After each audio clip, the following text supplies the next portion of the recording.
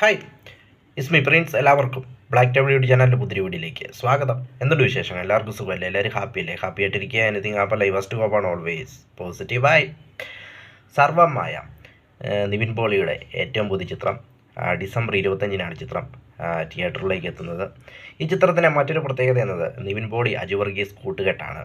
ആ ഒരു കൂട്ടുകെട്ടെന്ന് പറയുന്നത് മലയാളികൾക്ക് വളരെ പ്രിയപ്പെട്ട കൂട്ടുകെട്ടാണെന്ന് പറയാം. കാരണം തട്ടത്തിമറയത്തിൽ തുടങ്ങി, മാട്ടർവാടി ആർട്സ് ക്ലബ്ബിൽ തുടങ്ങി, തട്ടത്തിന്മറയത്ത്, ഓം ശാന്തി ഓശാന, വടക്കൻ സെൽഫി, ലവ് ആക്ഷൻ ഡ്രാമ, അങ്ങനെ നീളുന്നു ആ ഒരു കൂട്ടുകെട്ട്. ആ ഒരു കൂട്ടുകെട്ടെന്നത് മലയാളികളെ സംബന്ധിച്ചിടത്തോളം സമ്മാനിച്ചത് ഒരു നല്ലൊരു എൻ്റർടൈൻമെൻറ്റ് മൂവീസായിരുന്നു. അവർ രണ്ടും ഒന്നിക്കുമ്പോഴെല്ലാം നമുക്ക് കിട്ടിയത്. അതുകൊണ്ട് തന്നെയാണ് ഈ ഒരു പടത്തിന് ഒരു എക്സ്പെക്റ്റേഷൻ വെക്കുവാനായിട്ടുള്ള കാരണം എന്നത് ഈ ഒരു കൂട്ടുകെട്ടാണ്. മറ്റൊരു എക്സ്പെക്റ്റേഷൻ എന്ന് പറയുന്നത് സത്യനന്ദിക്കാടിൻ്റെ മോന് അഖിൽ സത്യൻ സംവിധാനം ചെയ്യുന്ന ചിത്രം എന്നതും ഒരു എക്സ്പെക്റ്റേഷനാണെന്ന് പറയാം. കാരണം ഇതിൻ്റെ ടീസറൊക്കെ കണ്ടപ്പോൾ ഒരു ഫീൽ ഗുഡ് മൂവി ആയിട്ടാണ് തോന്നിയത്. ഒരു ഹൊറർ കോമഡി ബേസ്ഡ് ഒരു പടമാണെന്നാണ് കേൾക്കുന്നത്. അപ്പം ഒരു ഗ്രാമത്തിൽ നടക്കുന്ന അല്ലെങ്കിൽ ഹൊറർ കോമഡി, അതോടൊപ്പം ഗ്രാമ പശ്ചാത്തലമൊക്കെ ആയതുകൊണ്ട് തന്നെ ഫീൽ ഗുഡ്. സത്യനന്ദിക്കാടിൻ്റെ പടങ്ങളൊക്കെ അറിയാലോ. അപ്പോൾ അദ്ദേഹത്തിൻ്റെ മോനായതുകൊണ്ട് തന്നെ ആ ഒരു വാസന ഏതായാലും അദ്ദേഹത്തിനും കാണും.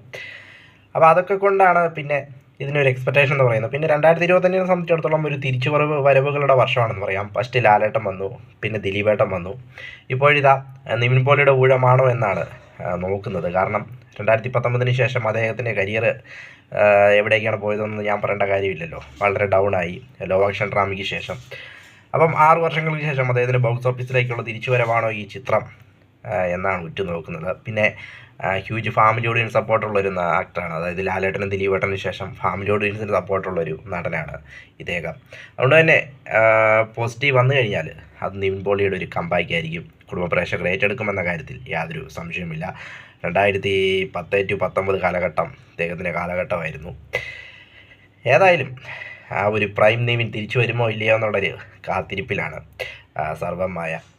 ഏതായാലും ഇതിൻ്റെ വലിയ പ്രമോഷനോ കാര്യങ്ങളോ ഒന്നും അണിയറ പ്രവർത്തനം നടത്തുന്നില്ല. ഒരുപക്ഷെ കണ്ടൻറ്റിലുള്ള വിശ്വാസമായിരിക്കാം എന്ന് തോന്നുന്നു. പക്ഷേ ഒരു ടീസർ, അത് 2 മാസങ്ങൾക്ക് മുമ്പ് ഒരു ടീസർ പുറത്തു വിട്ടു. അതിനുശേഷം ഒരു പാട്ട്, കഴിഞ്ഞിടയ്ക്ക് ഒരു പാട്ട് പുറത്തു വിട്ടു എന്നല്ലാതെ വേറെ പ്രമോഷനും കാര്യങ്ങളും അല്ലെങ്കിൽ മീഡിയാസ് ഇൻ്റർവ്യൂവും കാര്യങ്ങളും ഒന്നും ഈ ചിത്രത്തിന് കണ്ടില്ല.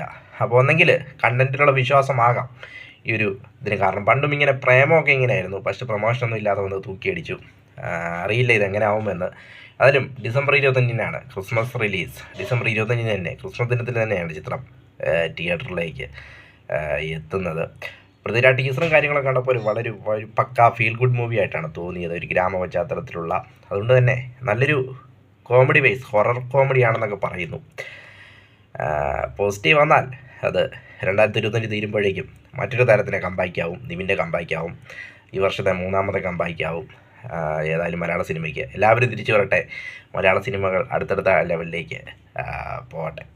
വീഡിയോ ഇഷ്ടപ്പെട്ടാൽ ലൈക്ക് ചെയ്യുക, ഷെയർ ചെയ്യുക, കമൻറ്റ് ചെയ്യുക, സബ്സ്ക്രൈബ് ചെയ്യുക. വീണ്ടും പുതിയ വീഡിയോ കാണാം. അതുവരെയും ടേക്ക് കെയർ, ബൈ.